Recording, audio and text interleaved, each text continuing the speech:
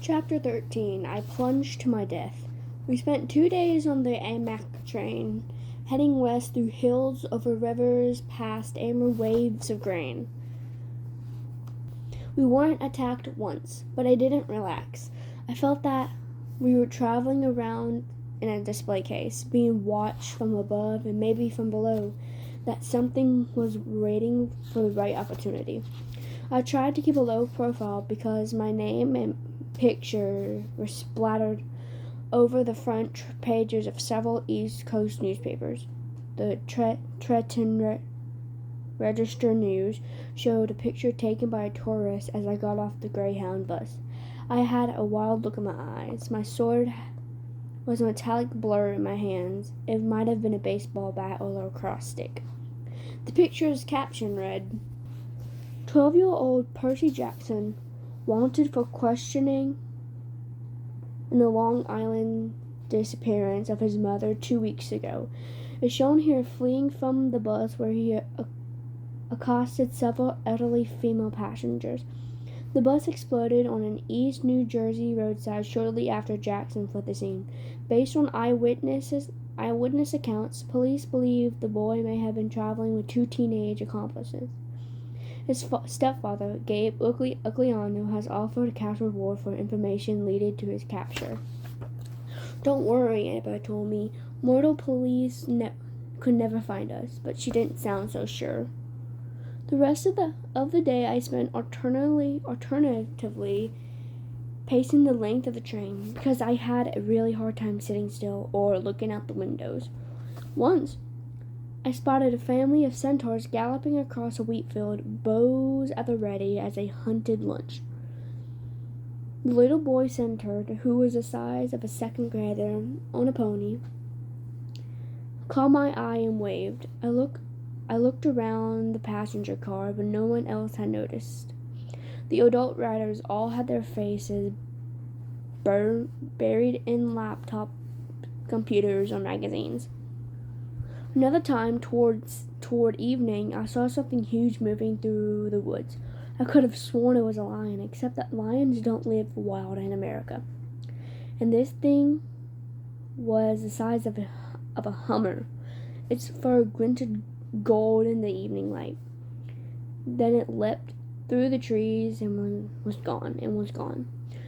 I will reward money for returning Gladolia. The poodle had only been enough to purchase tickets as far as Denver. We couldn't get berths in the sleeper car, so we dozed in our seats. My neck got stiff. I tried not to drool in my sleep since Annabeth was sitting right next to me. Grover kept snoring and bleating and waking me up. Once he shuffled around and his fake foot fell off. Annabeth and I had to stick it back on before any of the passengers noticed. So, Annabeth asked me, once we'd gotten Grover's sneaker readjusted, who wants your help? What do you mean? When you were asleep just now, you mumbled, I won't help you. Who were you dreaming about? I was reluctant to say anything. It was the second time I've dreamed about the evil voice from the pit. But it bothered me so much I finally told her. Annabeth was quiet for a long time. That doesn't sound like Hades. He always appears on a black throne and he never laughs. He offered my mother in trade. Who else could do that? I guess if he meant help me rise from the underworld. If he wants a war with the Olympians. But why ask you to bring him the Master Bolt if he already has it? I shook my head, wishing I knew the answer. I thought about what Grover had told me about that the Furies on the bus seemed to be looking for something. Where is it? Where? Maybe Grover sensed my emotions. He snorted in his sleep, muttering something about vegetables, and turned his head. Annabeth readjusted his cap so it covered his horns. Percy, you can't barter with Hades. You know that, right? He's deceitful, heartless, and greedy. I don't care if his kindly ones weren't as aggressive this time. This time? I asked. You mean you've run into them before? Her hand crept up to her necklace. She fingered a glazed white bead painted with the image of a pine tree. One one of her clay end of the summer tokens. Let's just say I've got no love for the Lord of the Dead. You can't be tempted to make a deal for your mom. Well, what would you do if it was your dad? That's easy, she said. I'd leave him to rot. You're not serious. Annabeth's gray eyes fixed on me. She wore the same expression she'd worn in the woods at camp, the moment she drew her sword against the hellhound. My dad's resented me since the day I was born, Percy, she said. He never wanted a baby. When he got me, he asked Athena to take me back and raise me on Olympus because he was too busy with his work. She wasn't happy about that. She told him heroes had to be raised by their mortal parent. But how? I mean, I guess you weren't born in a hospital. I appeared on my father's doorstep in a golden cradle carried down from Olympus by Zephyr, the west wind. You'd think my dad would remember that as a miracle, right?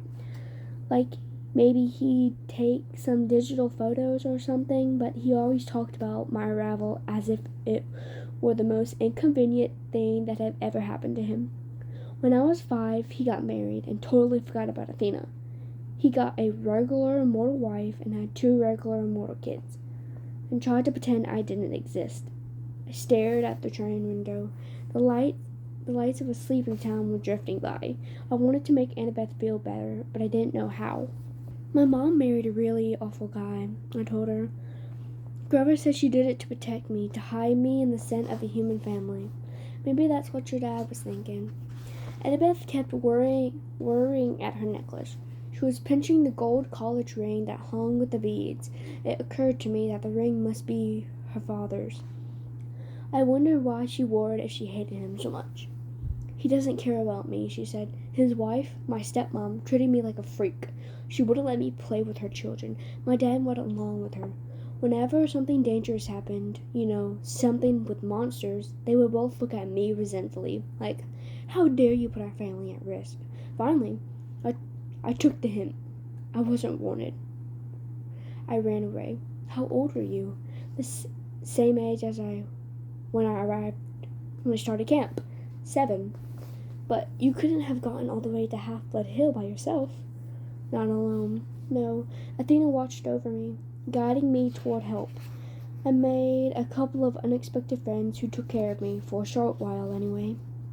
I wanted to ask what happened, but Annabeth seemed lost in sad memories, so I listened to the sound of Grover snoring and gazed out of the train windows as the dark fields of Ohio raced by. Toward the end of our second day on the train, June 13th, 8 days before the summer solstice, we passed through some golden hills and over the Mississippi River into St. Louis. Annabeth craned her neck to see the gateway arch, which looked to me like a huge shopping bag handle stuck to the city. I wanted to do that, she said. What? I asked. Build something like that. You ever seen the Parthenon, Percy? Only in pictures. Someday, I'm going to see it in person. I'm going to build the greatest monument to the gods ever. Something that'll last 1,000 years. I laughed. You? An architect? I don't know why, but I found it funny. Just the idea of Annabeth trying to sit quietly and draw all day. Her cheeks flushed. Yes, an architect. Athena expects her children to create things, not just tear them down like a certain god of earthquakes I could mention. I watched the churning brown water of the Mississippi below. Sorry, Annabeth said. That was mean. Can't we work together a little? I pleaded. I mean, didn't Athena and Poseidon ever cooperate? Annabeth had to think about it. I guess the chariot, she said tentatively. My mom invented it, but Poseidon created horses out of the crest of waves, so they had to work together to make it complete. Then we can cooperate too, right? We rode into the city, Annabeth watching as the arch disappeared behind a hotel. I suppose, she said at last. We pulled into the Amtrak station downtown. The intercom told us we'd have a 3-hour layover before departing for Denver. Grover stretched before he was even fully awake. He said, "Food." "Come on, goat boy," Annabeth said. sightseeing. Sightseeing? The Gateway Arch, she said. This may be my only chance to ride to the top. Are you coming or not? Grover and I exchanged looks. I wanted to say no, but I figured that if Annabeth was going, we couldn't very well let her go alone. Grover shrugged. As long as there's a snack bar without monsters. The arch was about a mile from the train station. Late in the day, the lines to get in weren't that long. We threaded our way through the underground museum, looking at covered wagons and other junks from the 1800s. It wasn't all that thrilling, but Annabeth kept telling us interesting facts about how the arch was built, and Grover kept passing me jelly beans, so I was okay.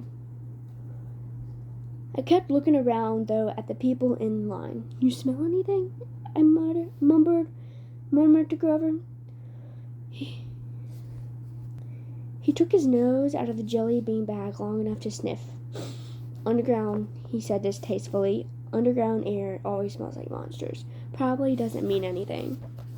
But something felt wrong to me. I had a feeling we shouldn't be here. Guys, I said, you know the God's symbols of power? Annabeth had been in the middle of reading about the construction equipment used to build the arch. But she looked over. Yeah?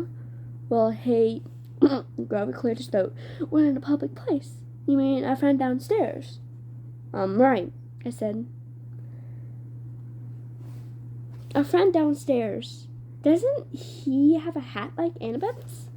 You mean the Helm of Darkness, Annabeth said. Yeah, that's his symbol of power.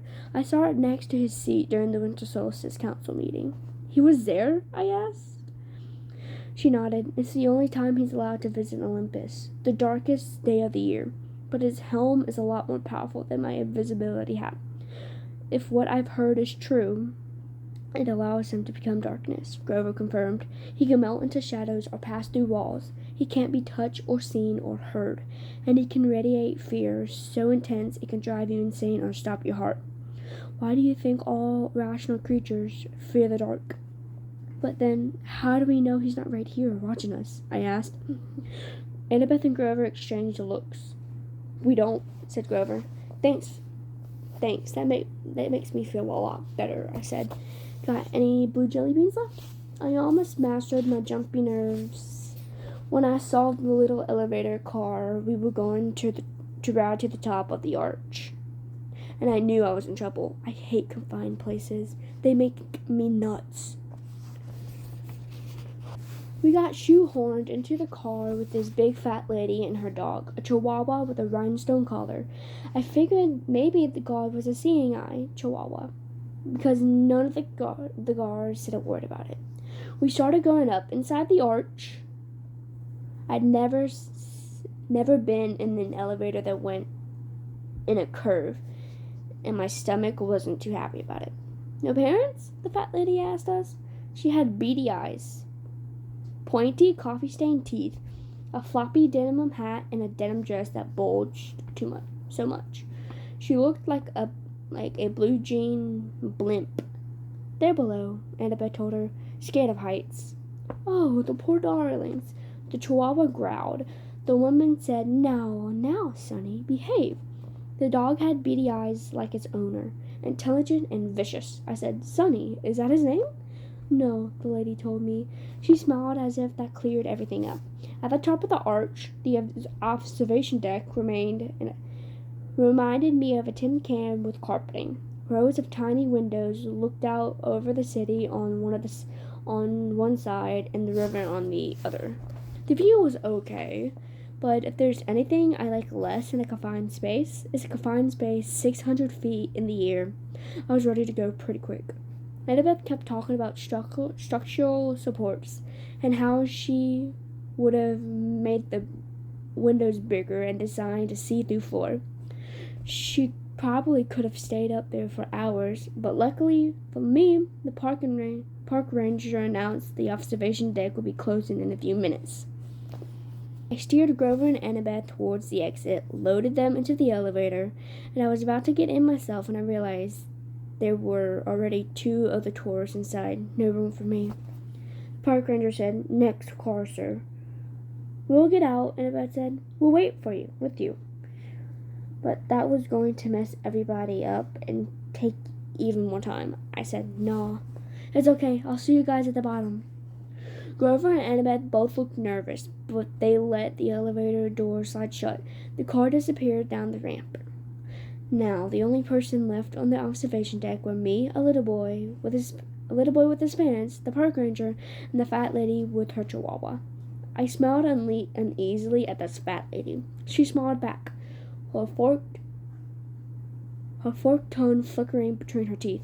Wait a minute, forked tongue? Before I could decide if I'd really seen that, her chihuahua jumped down and started yapping at me. Now, Sonny, the lady said. Does this look like a good time? We have all these nice people here. Doggy, said the little boy. Look, a doggy. His parents pulled him back. The chihuahua bared its teeth at me, foam dripping from his black lips. Well, son, the fat lady sighed, if you insist.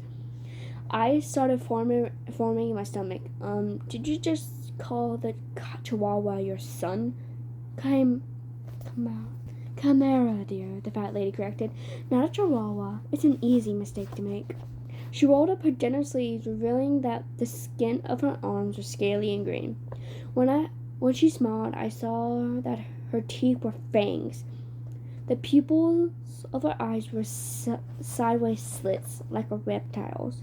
The chihuahua barked louder, and with each bark, it grew. First to the size of a Doberman, then to a lion. The bark became a roar. The little boy screamed. His parents pulled him back toward the exit, straight into the park ranger, who stood paralyzed, gaping at the monster. The chimera was now so tall its back rubbed against the roof. It had a head of a lion with the blood-caked mane, the body and hooves of a giant goat, and a serpent for a tail.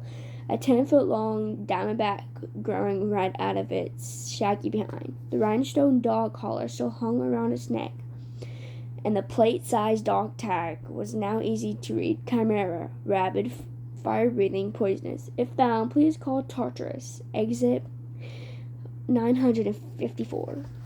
I realized I hadn't even uncapped my sword. My hands went numb. I was 10 feet away from the chimera's bloody maw, and I knew that as soon as I moved, the creature would lunge. The snake lady made a hissing noise that might have been laughter. Be honored, Percy Jackson. Lord Zeus rarely allows me to test a hero with one of my brood. For I am the mother of monsters, the terrible Echidna. I stared at her. All I could think to say was, isn't that a kind of anteater? She howled, her reptilian face turning brown and green with rage. I hate it when people say that. I hate Australia. Name me that ridiculous animal after me. For that, Percy Jackson, my son shall destroy you. The chimera charged, its lion teeth gnashing. I managed to leap aside and dodge the bite. I ended up next to the family and the park ranger, who were all screaming now, trying to pry open the emergency exit doors. I couldn't let them get hurt. I uncapped my sword, ran to the other side of the deck, and yelled, Hey, Chihuahua! The chimera turned faster than I would have thought possible. Before I could swing my sword, it opened its mouth, emitting a stench like the world's largest barbecue pit, and shot a column of flame straight at me.